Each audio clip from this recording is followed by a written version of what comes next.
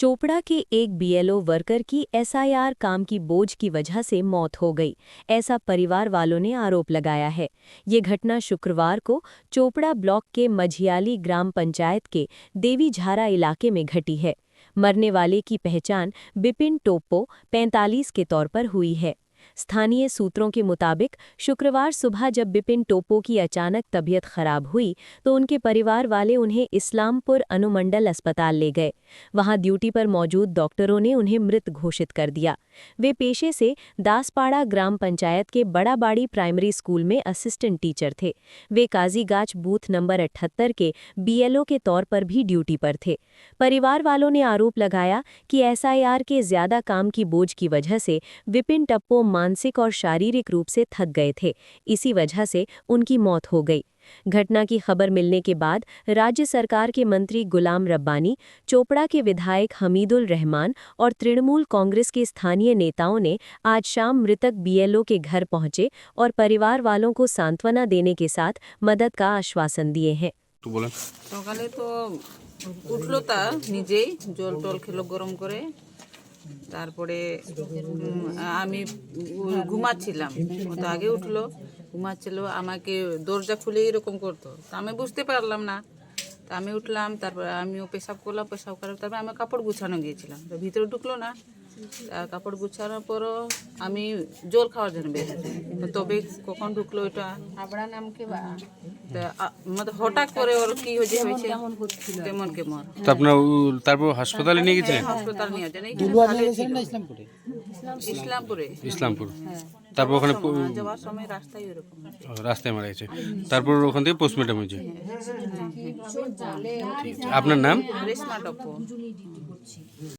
Pressure ছিল, বিএলওর duty যখন থেকে পড়ছে তখন প্রথমে তো ঠিকঠাক ছিল, পরে এই যে কালকের পর থেকে কালকে ডেকে ওকে বলেছে কি সেই ব্যাপারে তো আমাদেরকে শুধু অল্প কিছু বলেছে, তারপরে আর কিছুই বলেনি। কালকে কি বিডিও অফিসে ডাকছিল? বলতে পারবো না, বিডিও অফিসে যাচ্ছিল না কোথায়। তো আজকে কি হয়েছিল সকালে? সকালে না ও তো শক হয়ে গেছে।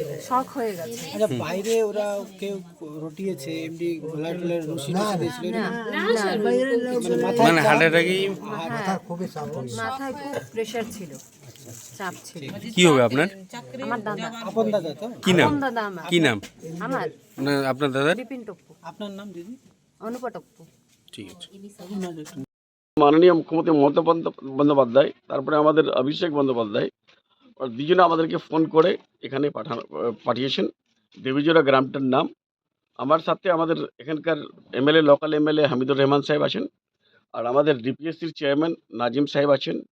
তারপরে আমাদের MIC, honourable MIC education Bratya Basu সাহেব আমাকে ফোন করেছিলেন যে আপনি যান ওখানে, কেন আজকে সেম ঘটনা আমার ব্লকে ঘটেছে, ওটাতে আমি গেছিলাম। ওনার নাম ছিল আবুল মোতালিব, ইনার নাম দেবীজোড়াতে আছে বিপিন টপ্পু।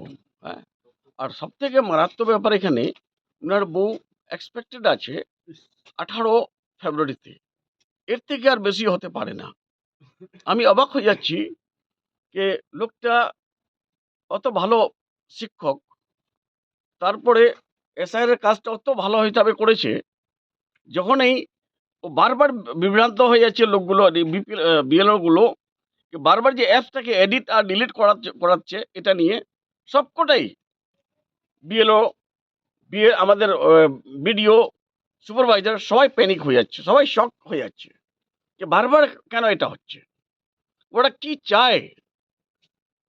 চয়েসের মতো ভোট তো করে নিয়েছে, ওদের চয়েসে কে ভোট হবে, কে ভোট দিবে ওদেরকে? ওরা বিহারে করেছে, হরিয়ানাতে করেছে, তারপরে মধ্যপ্রদেশে করেছে। এই স্টেটে এগুলো চলে না। ও জানি না জ্ঞানেশজি, জানি না মোদিজি, অমিত শাহজি, এই স্টেটটা কোন স্টেট। এটা এই স্টেটের নাম হলো পশ্চিম বাংলা, যেখানে আমাদের সবকটা লোক বুদ্ধিজীবী শিক্ষিত। আজকে আমরা শক হয়ে গেলাম, অবাক হয়ে গেলাম এনার বিপিন টপ্পুর মৃত্যুটা দেখে। ইনি মারা গেলেন, এটা শকিং এর বার্তাতে। তারপরে এর আগে আজকে আমার গোয়ালপুরে একটা মারা গেছে সুসাইড পয়জন খেয়ে। এর আগে এক সপ্তাহ আগে অনিল সিংহ মারা গেল গোয়ালপুরে। 3টা মৃত্যু আমি দেখলাম আমার চোখে। কি আশ্বস্ত করলেন আজকে পরিবার? আমরা পরিবারকে বললাম কেউ ডাইন হার্নেসে ওনার বউর চাকরি, যার জন্য ডিপিএসসি চেয়ারম্যানকে আমি আমার বৃহত্তদার সঙ্গে কথা হলো, বৃহত্তদা বললেন যা আপনি লিখে পাঠাবেন আমরা করবো, করার চেষ্টা করব। তারপর উনি প্রেগনেন্ট আছেন, ওনার যতগুলো চিকিৎসার যা হবে আমরা খরচা করব। আমি এমএলএ সাহেব ব্যবস্থা নেবেন আপনারা? তো একাধিক ঘটনা ঘটছে, আপনারা এফআইআর করছেন না কেন? সেটা সবথেকে বড়। এফআইআর তো আমি করতে পারবো না, এফআইআর পরিবার করবে। পরিবার তো ভয়ভীত আছে। একটা পরিবার কালকে এডিসিবিএ পাঠিয়ে দিবে, পরশু আইটি পাঠিয়ে দিবে, আপনি দেখছেন না? একটা যার যদি রং করছেন যে বিজেপি নির্যাতনে নেমেছে, মানুষকে নির্যাতন করছে, মানুষকে মারছে, শুধু নির্যাতন না, এই মানুষ মারা সরকার। আপনারা জানেন ডিমনিটাইজেশনে কত লোক মারা গেছিল? 100 লোক মারা গেছিল। তারপরে জিএসসিতে কত লোক মারা গেছিল? 100 থেকে বেশি মারা গেছিল। এনআরসি সিএতে কত লোক মারা গেছিল? 1000 থেকে বেশি লোক মারা গেছিল। তারপর কৃষক আইন আসলো, ওটাতে 1000 থেকে বেশি লোক মারা গেছিল। ওয়াকাফ আইন নিয়ে আসলো, ওটা তো 1000 লোক থেকে বেশি মারা গেল। আবার আজকে এসআই নিয়ে আসছে। আমাদের পশ্চিম বাংলাতে 50 জন থেকে উপর বিএলও আবার সাধারণ মানুষ সুসাইড করে নিল। কিছু মানুষ হতাশ হয় ডিপ্রেশনে চলে গেছে, কিছু মানুষ হতাশ হয় অজ্ঞান হয়ে পড়ে আছে, কিছু মানুষ পাগলের মধ্যে ঘুরছে। এটার জন্য কি আমরা লোক ভোট দেয় সুখ পাওয়ার জন্য, লোক ভোট দেয় আরাম পাওয়ার জন্য, লোক ভোট দেয় বেনিফিট পাওয়ার জন্য, লোক ভোট দেয় সেফটি সিকিউরিটির জন্য। এই সরকার জবে থেকে এসছে, আগে তো হিন্দু মুসলিমের কার্ড খুলতো, ও কার্ডটা চলছে না এখন। লোক শুনে শুনে কানগুলো ওর পেকে গেছে, এবার ভোট চুরি করার একটা ধান্দা করেছে। কার দ্বারায়? ইসিআইয়ের দ্বারায়। আর ইসিআই একটা লোক এরকম অপারত কি বলবো ইনএফিসিয়েন্ট লোককে বসাইছে ওই চেয়ারে, যেটা না কিছু জানে না জ্ঞান আছে। ওর নাম তো জ্ঞানেশ না রাখে অজ্ঞানেশ রাখা ওর দরকার ছিল। আমাদের একটা খুব দুঃখজনক ঘটনা ঘটে গেছে যে আমাদের চোপড়া ব্লকের মাঝিয়ালি অঞ্চলে দেবঝোড়ার বিপিন টপ্পো নামে একজন বিএলও ছিলেন, অ্যাসিস্ট্যান্ট টিচার বালাবাড়ির। উনি আজকে সকালে উনি মারা গেছেন এবং ওনার পরিবারের অভিযোগ এবং যেটা জানতে পারলাম যে এসআইআরের খুব চাপ ছিল ওনার উপরে, কারণ ওনার যে পার্টটা দিয়েছিল কাজীগঞ্জ এপিএস, সেখানে 1400-র উপর ভোটার ছিল এবং এসআইআর উনি করেছে, তখন থেকেই চাপে ছিল। তারপরেও আবার এখন দেখা যাচ্ছে যে আবার এই যাদেরকে নোটিশ হয়েছে এটাও প্রায় 150-র উপরে নোটিশ হয়েছে। আর বিভিন্ন সময় দেখছে যে ওটাকে আপলোড করছে, আবার ওটাকে ডিলিট হয়ে যাচ্ছে। এসব ডিপ্রেশনে চলে গেছিলো এবং এই ডিপ্রেশনের কারণেই কিন্তু ওনার আজকে মৃত্যু আজকে হয়েছে। এবং কেন্দ্রীয় সরকার আজকে যেভাবে আজকে এসআইআর আমাদের জোর করে আমাদের পশ্চিমবাংলায় চাপিয়ে দিয়েছে এবং মাস্টার থেকে শুরু করে এবং যারা বিডিও অফিসের স্টাফ আছে সমস্ত আপনার এআরও বলেন বা যারাই আজকে ইলেকশনের আজকে যারা কাজে যুক্ত আছে তারা কিন্তু আজকে বিভ্রান্ত হয়ে যাচ্ছে। বিভিন্ন সময় বিভিন্ন রকম আজকে চালু করছে নিয়ম। এই বিভ্রান্তির কারণেই এবং ডিপ্রেশনের কারণেই কিন্তু আজকে এই মৃত্যু হয়েছে। এখন মন্ত্রী বললেন যে আমাদের রাজ্য সরকারের তরফ থেকে সমস্ত রকম সুযোগ সুবিধা ওনাদের দেওয়া হবে এবং তার সাথে সাথে ওনার পরিবারের একজনকে চাকরিও দিবে।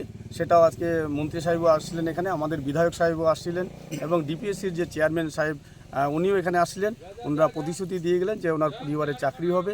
তার সাথে সাথে এবং ওনার যে বিপিন টপ্পো যে মারা গেলেন ওনার স্ত্রী অন্তঃসত্ত্বা আছেন এবং তার সমস্ত খরচ আজকে আমাদের মন্ত্রী সাহেব বললেন যে আমরা বহন করব এবং পরিবারের পাশে থাকার আশ্বাস দিয়ে গেলেন। দলগতভাবে কি দেখুন আন্দোলন তো বিভিন্ন যে আপনার হচ্ছে, আপনারা দেখছেন যে আজকে কলকাতাতে ধর্নাও চলছে, আজকে বিএলওরা আজকে ধর্না চলছে, এর বিরুদ্ধে তো চলছে। তাই আপনারা তো জানেন যে আজকে তান্ত্রিক যে সরকার চলছে, আমরা আন্দোলন করছি। ঠিক আছে।